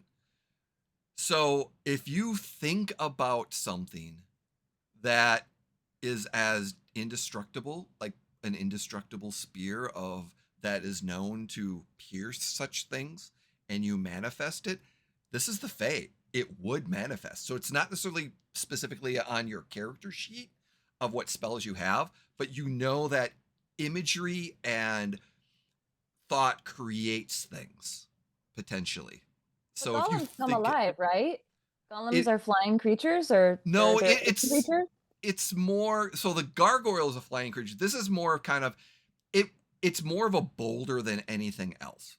So it's kind of like, it's just like a large like, I want to say this huge boulder, but it's made of a golem is like a magical creature that's created. The magical construct. So, but this is what golems are made of. This is one of the things that this stone is. So it's a very magic resistant, very powerful, very hard, very dense boulder, a rock that's falling down. Yeah. Is it rolling down a hill, or is it it's falling from the air. Yeah. It's falling from the air. So Jess, like Frankenstein's it's falling from the air. I thought it was. I also envisioned like rolling. Oh no, it's falling down from the air. It's from the sky. It's falling from the sky and it's coming down. Sorry, as it's coming down. So you see this imagery of it's just falling down on top and is going to crush both of them. But you have the ability. The suggestion of the ability is you can deflect it just slightly. That it will only save one or the other, is what the question was posed. You decided to come up with third question, which is 100% okay. But when you said you destroy the boulder, the question was, how would you destroy the boulder? Yeah. Well, I think that, Riven would try to think of a third answer, because I feels like that checks out for the Feywild, you know, like coming up with like a creative solution. Me as a player, I don't know what that would possibly be. So thinking of Raven's background and the understanding rocks and understanding what is her primary weapon? Or would she have a ranged weapon? Her brain? Her brain. Does she know how to use a bow and or spear? Yeah. So creating something that is even more of this The suggestion I would say is because you're in the Fae, you're able to create something equal or stronger than that, and that you would be able to launch it at the boulder and destroy it. As a suggestion, because of her knowledge of what being, as you said, destroy it, or something along those lines, because of her knowledge, she knows what to create and how to destroy it. Okay, I have an idea. Okay, So please. we use geomancy to create wards underground, as you know, Oh, and I'm yeah. talking to the pink-haired Fae ancestor. I have a geomantic ward that I am able to cast from me after spending hundreds of years studying. This has helped us immensely to increase the speed and efficacy with which we lay the groundwork for these spells. So I know exactly what this boulder golem is made out of, and I would fashion my geomantic net, and I would attempt to grab this boulder and pull it towards me. And if inertia takes me out in the process, that's fine, because a 400-year-old archmage, this is known knowledge. This is knowledge that can save a community right now. However, he's already lived 400 years. And my life's work is archiving arcane knowledge. I'm sure that his work has been cataloged in our library, or has been cataloged somewhere. His work will not be eternally lost. And a child, their life has just begun. And the core of what House Galena believes is in the oracle, is in prophecy. And I have to believe that this child could save the community in the future. They're both invaluable. So I would use my geomantic net and attempt to save them both. So the question is, so this geomantic net,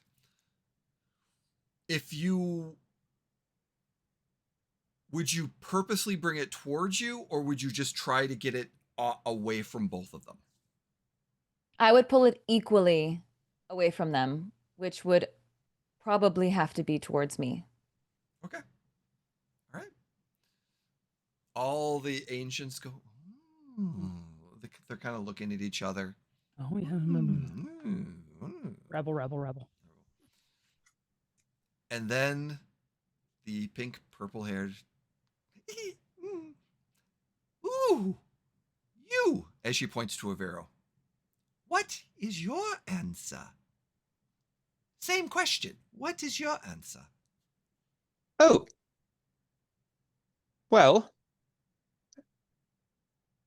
as I am not of the Fae, as this is my first time here, and as I do not understand exactly how magic here works, I have similar thought processes to Her Highness. I'm also one who is very interested in the archiving of knowledge, but I also recognize the potential in youth. I'm what is known as in where I come from, as a theoretical arcanist and mathemagician. I spend a great deal of time understanding how magic works. And if you are asking me, right in this very instant, what I would do, not knowing, not having had the opportunity to learn and study how magic works here, all I can do is draw upon the knowledge I already have.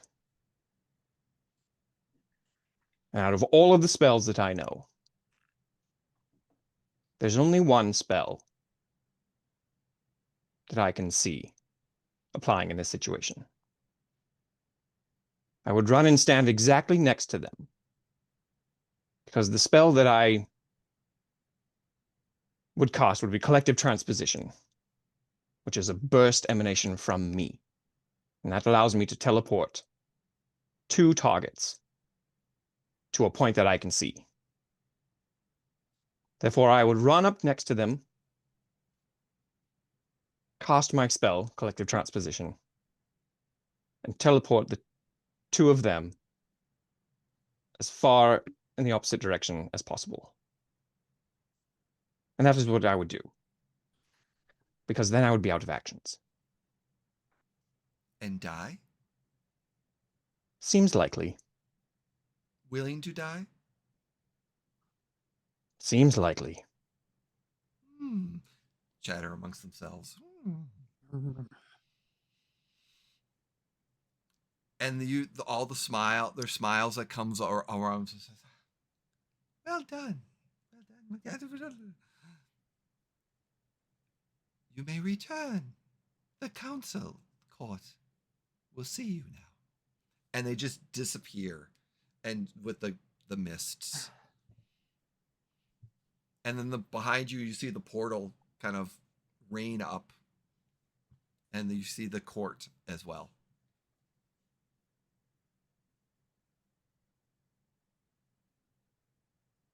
Is he back? So he's back with us? So the two of you go back down the hallway and back into the court? Aviro would certainly take a cue from Riven. The trial, you know that the trial is over and that to report back to the court. Off to you, milady. Highness, sorry. She'll lead the way back in. Okay. And as you make your way back in, everyone kind of stands up, looks. Both of you stand in front of the court.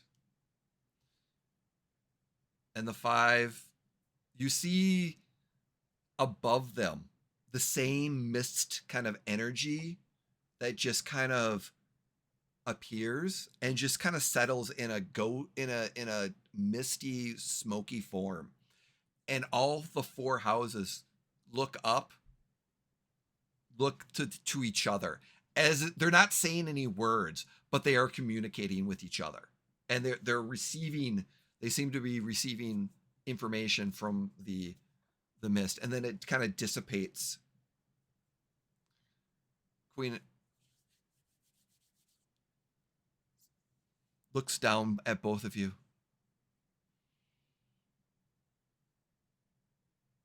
Riven. Galena from House Galena. God, that name. I don't know why. Oh, it's perfect. Damn. You're doing fine, Jay. It's the Feywild. It's never the same way twice. Yeah, I know. Yeah. It's part of the mysticism. You actually can't pronounce it correctly unless you are of House Galena. So there you go. House yes, Galena. that's perfect. Just like my real name. Yeah. Oh. it's like how we maintain power is everyone has to stumble on it. Yeah. And then she's like, Aviro Starborn of the Natural Ones. Your trial has concluded. Thank you. You both have answered worthy. Oh, a tie. PepperCroft AppleBlossom. Please come forth. Oh, no. No, I'm just playing.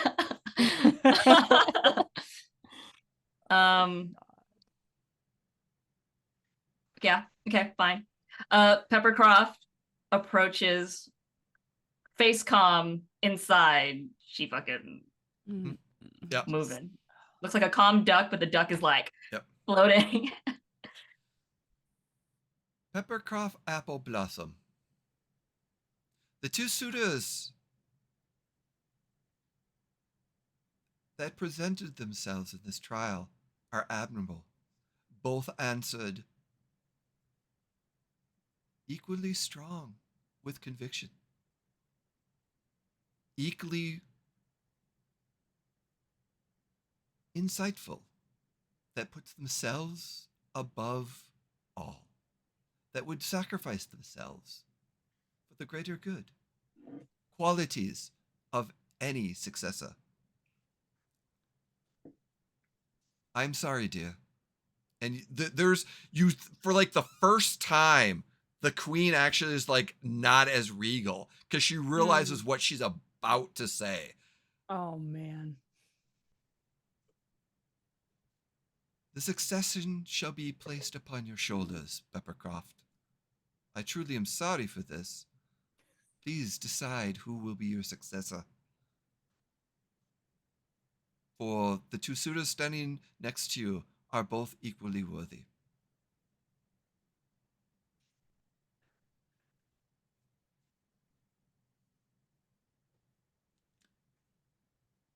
PepperCroft takes a very visible inhale, a pause, and then an exhale. Briefly, she turns around and looks at Brynn. I'm giving you a very hard look and the slightest nod. Option C, I choose Brynn. No, I'm just playing. I mean, that is that. I'm just joking. I'm just joking. I mean, not saying it's not an option. I mean, Oh God, that'd be amazing. Glastoc, this is what we did last night. I'm just playing. Fuck off. Okay, so Carrie, Brynn gives PepperCroft a hard I'm giving stare. you as much as Brynn can put reassurance forward into the ether towards you. She is. And then, judging from that stare, PepperCroft will cast Sending and say, "Thank you." XOXO. Hashtag lots of love. Excellent. You see Brynn trying to keep it under control, but she does like smile and nod again. She looks at her mother, and she forgot this at one point, but House AppleBlossom is a house where they have ruled together with love matches more than diplomacy. And a lot of other houses always considered that maybe not the best motive or optimal move. But in this sense, she starts to think about the conversations and emotional pulls that she had last night with Riven and Brynn and the internal monologue she's had with herself. And she looks at Aviro and she thinks about the bracelet. And He has the mistletoe on his robes as well. God, don't make this worse. Yeah. You're a terrible person. And she looks at Riven and her heart glows.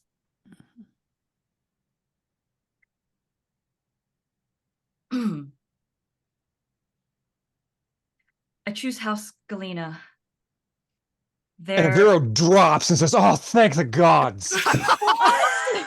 Oh. What? So much pressure. I'm so sorry. Continue. Riven's PepperCroft looking at Aviro like, what? What is this reaction? PepperCroft looks down and goes, during our speech, the progressiveness and the futures that we both hold forward on what we hope to accomplish beyond our borders, beyond this realm, will be not only a success and investment towards the future, but will also be a great partnership to the material plane as well. We'll expand beyond just us and find a way to maintain peace together. And that is the truth and how I would plan to lead this next 500-year term. known. Let it be known. Successor has been chosen. House Galena. I had it a second ago too. Damn it. Galena. Galena. Galena. Galena. Galena. Bro. House Galena.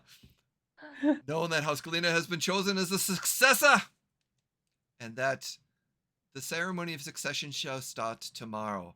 May we all rejoice and celebrate this wonderful union. Thank you to all participants and to all the houses. And with that,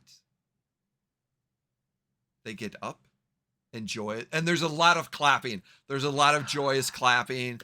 As Aviro is like going, oh, thank the gods. Brynn is giving him such a hard double tap on the shoulder. Just like stop. And yeah, there's the court is the court gets up. Everyone's kind of stops after the quick cheering. Like a minute goes by of cheering and clapping and joy. They get up and they actually come down into the court, into the atrium area, and they greet everyone. And everyone is their houses and joys. Your mother comes up to you, and in a beautiful display or unusual display of affection in front of everyone, she hugs you. Oh. And just gives, I'm proud of you, dear. And I look at my mom, I stare at her eyes, and I say, she's never given up. Oh. Nor have we. Oh. And that is why you have made the right choice. I believe the other one was a good choice. But your heart is... I think your heart could have grown with the other choice, but it is where it is right now. And you decide with what is present, not necessarily what's in future. In the heart. What? So basically, she's like, I'm proud of you. I don't know about your choice, but I don't like it, but I like it. No. What? So let the GM explain, because GM just said, Brad. She's happy with your choice. Done. Kind of, maybe. It's your heart, the fact that you're going with your heart now. You're going with your heart now, even though Aviro may have grown, you may have grown a love for him in the future. That would have been something also equally okay, but you're going with the present, which your heart is saying now. So whatever choice you made. Okay. So now versus the future. Now versus the future. So you're going with your heart love now with House with Riven. If you went with Aviro, it's possible that your heart would have loved in the future, but it's not in love now.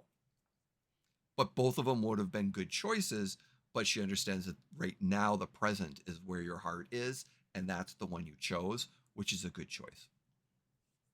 Got it. Okay, thank you for that clarity. Yeah, GM just starts muddling words that just didn't make sense. Subtitle. So, It's like the Spark Notes.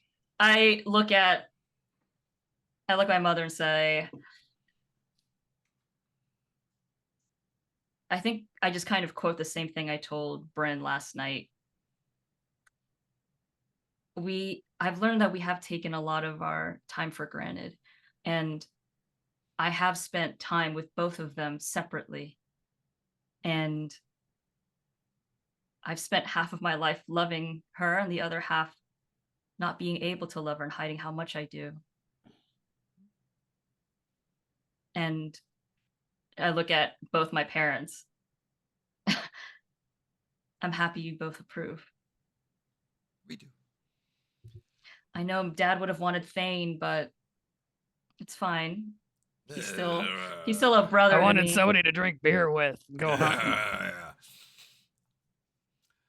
So with that, it basically for about the next 20, 30 minutes, people are just kind of congratulating Riven. A lot of people are coming up and congratulating Riven, congratulating Croft. There are some people congratulating Aviro, like, nice try. Aviro left. Oh, Aviro left? Is he crying? Was the relief all for show? Are you okay? Aviro left.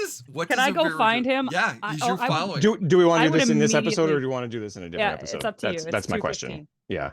We got we got about 10 minutes or so, so let's do it in this episode. Probably won't take quite that long, but I when Aviro leaves, I think Brynn noticed like enjoys the festivities for a little bit, and then she would go look for Aviro, and I imagine wherever Aviro is, Brynn would probably know where he is. So where would Brynn find Aviro? Like, she knows him very well, so she would probably have a pretty good idea.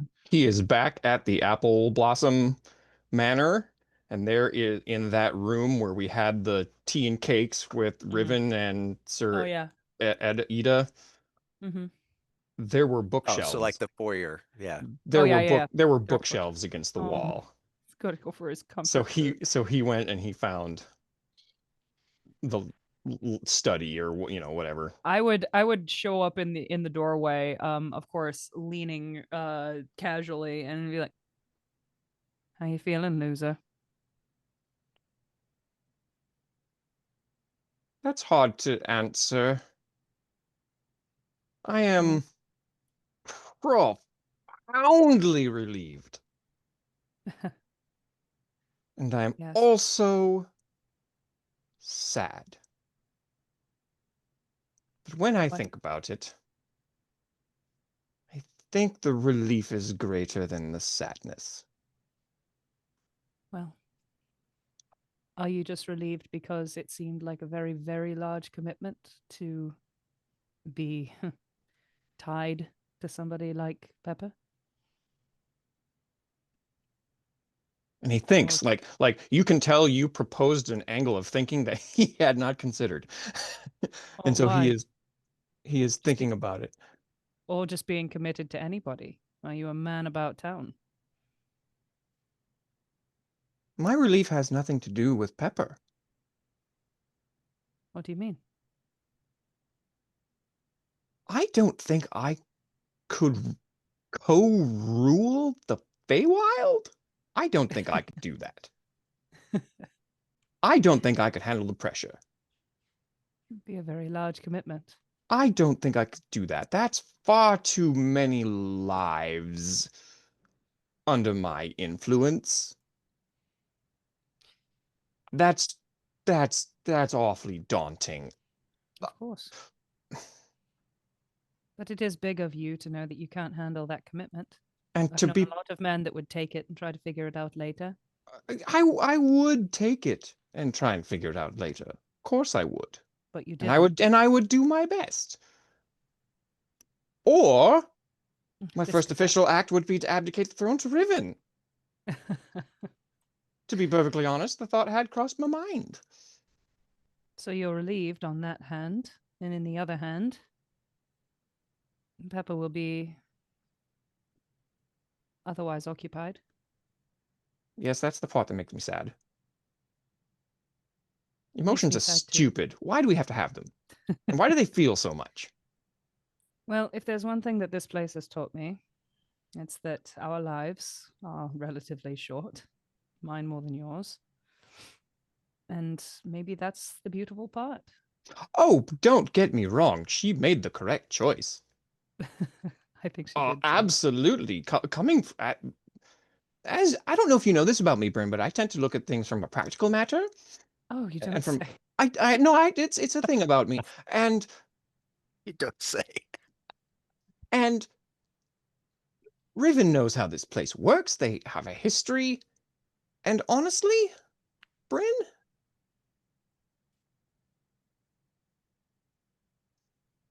the first night we were at dinner, I was sitting next to Pepper, and on the other side was Riven, and they looked at each other the way that my father looks at my mother, and on the word mother, he sobs. Oh. And then he very quickly composes himself. Is he sitting No, or standing? he's standing. Okay. And he composes himself quickly, and he says, and she doesn't look that way at me. Which is not a bad thing. Logically, it makes perfect sense. They've had centuries or eons or who knows how much time. They've certainly built a bond that she and I do not share. Mhm. I think she's wonderful, Yes. but it's not that. No. And Brynn would kind of like sigh and look at Aviro, and she would kind of cross the distance to him and put her hand on his shoulder and just say, Pepper loves her. She's Clearly. probably the wisest choice. Clearly. She knows this place. She knows Pepper. Absolutely. I do not disagree. And I would kind of like bump the underside of Aviro's chin and just say, it's still allowed to hurt that she didn't choose you. I'm aware. I'm not trying to get out of it. And I thank you for your words of comfort. And I kind of like, I pat Aviro on the chest and I'd be like, you're very welcome. The thing I'm the most sad about is not being able to get the shard, which means we're going to have to come up with some sort of strategy so that they so that they keep it from the blue M's, because I'm really kind of worried about that. Well, it's a shame we don't know anybody in power in the Feywild. Oh, wait. And I kind of like bop him in the belly and then I like walk out of the room and be like, I'm going to go get a drink. And I leave. Please pull your punches. And as you walk away, the camera pans to see Aviro sitting there in the Fey. It pans up over the grove and moves towards the life tree. And this glistening, very large life tree. Like, it's a mile high. It roots just thick of just enormous.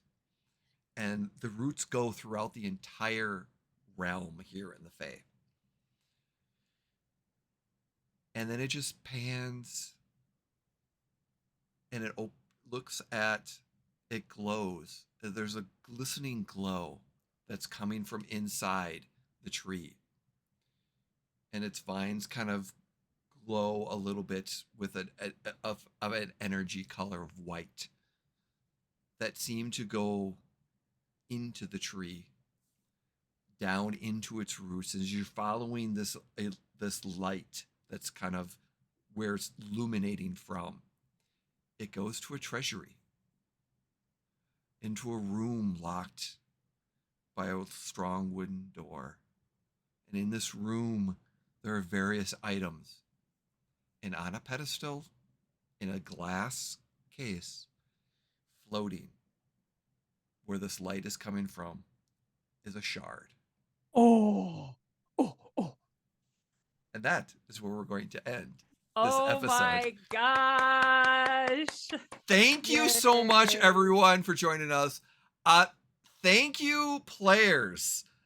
You wow me by all of your wonderful role playing. Thank you so much for being. You were awesome. Thank you so much. This was such a beauty and a treat to watch. So thank you so much. Please, let's go around. Who you are and where can we find you? Jim, how are you doing? Oh, I'm fine. I didn't have to do much, so I'm doing great. Everyone has a spotlight. Different Glastoc, episodes. just a tempering voice. He's a tempering voice. Where can we find you? Here on the Emporium of the Wayward Gamer, every other Wednesday, and possibly, depending on when this runs, on Tuesday nights in our Aliens campaign. Excellent. Thank you so much, Jim. Carrie, how are you doing? Where can we find you? Hello, I'm doing great. You can find me here every other Wednesday. You can find me for select engagements over on Erasmus Expeditions YouTube channel. And Monday nights, you can find me over on Twitch on Mini Terrain Domain, where we play 7 Noobs for Sandpoint, another 2E campaign. And you can also find me on Thursday nights on Mini Terrain Domain, where we play Kids on Bikes. Awesome. Thank you so much. Check them out. Jeff. Hey.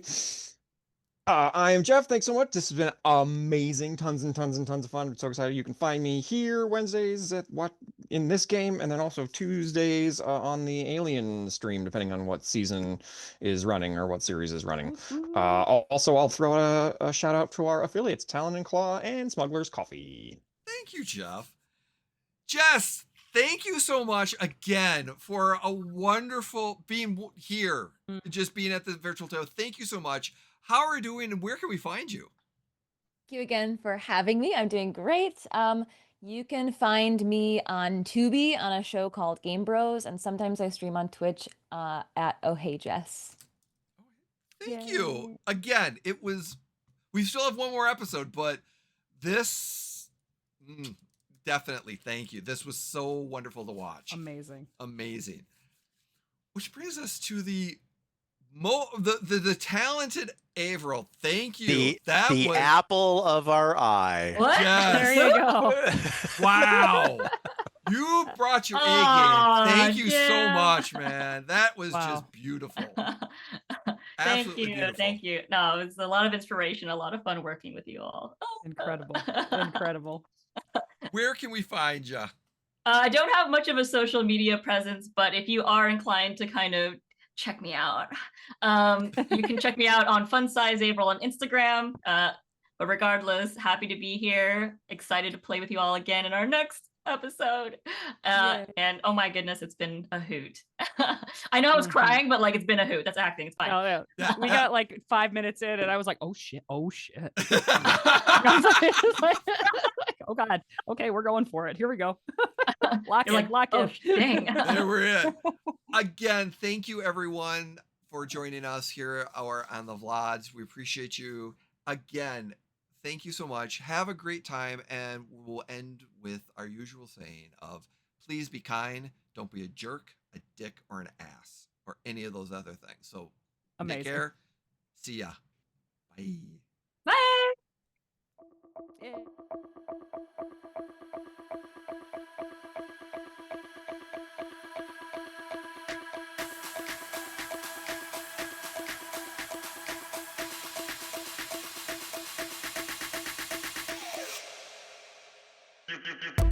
You